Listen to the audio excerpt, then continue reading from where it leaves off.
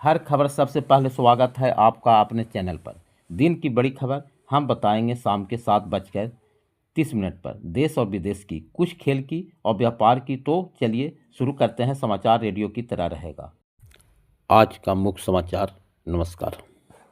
केंद्रीय गृह मंत्री अमित शाह ने दावा किया है कि 2026 के विधानसभा चुनाव में पश्चिम बंगाल में उनकी पार्टी 2/3 बहुमत से सरकार बनाएगी। उनके इस बयान पर तृणमूल कांग्रेस ने मंगलवार की तीखी प्रतिक्रिया दी। पार्टी ने उन पर झूठ फैलाने का आरोप लगाते हुए कहा कि आगामी चुनाव को लेकर किए गए ये दावे पूरी आधारहीन है।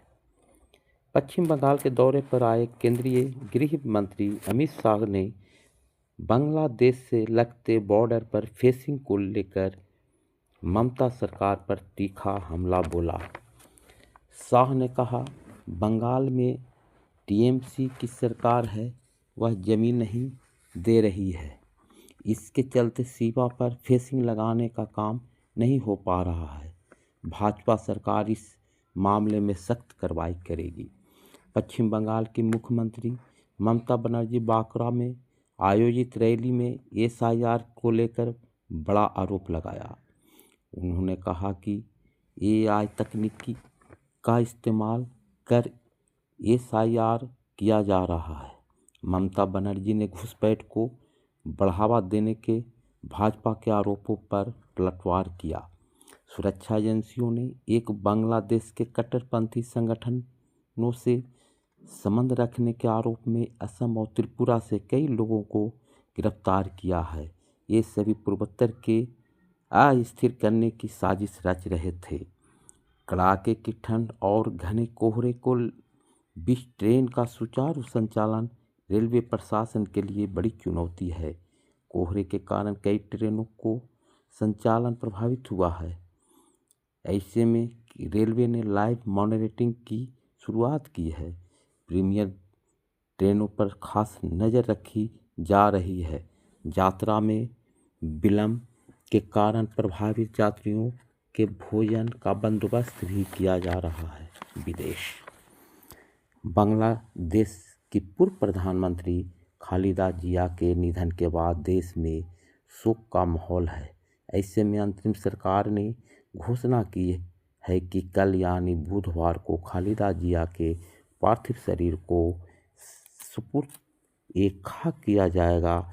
साथ ही सरकार ने जिया के सम्मान में 3 दिन को राजकीय शोक और बुधवार को 1 दिन की सामान्य छुट्टी घोषित की है।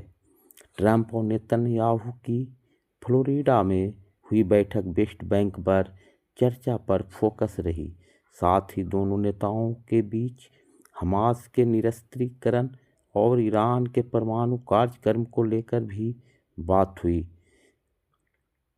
तुर्की और सीरिया को लेकर भी दोनों नेताओं के बीच बात हुई। अमेरिकी राष्ट्रपति डोनाल्ड ट्रंप ने ईरान को अपने परमाणु कार्यक्रम को फिर से शुरू करने के खिलाफ कड़ी चेतावनी दी है।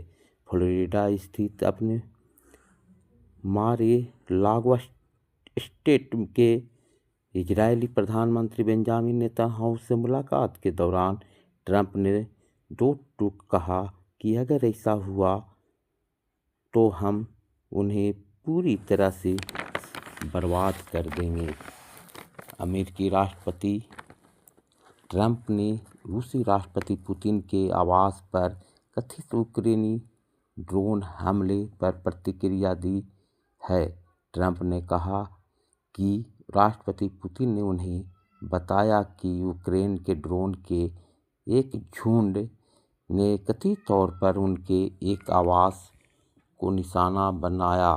हालांकि यूक्रेन ने इस आरोप को सिरे से खारिज कर दिया है।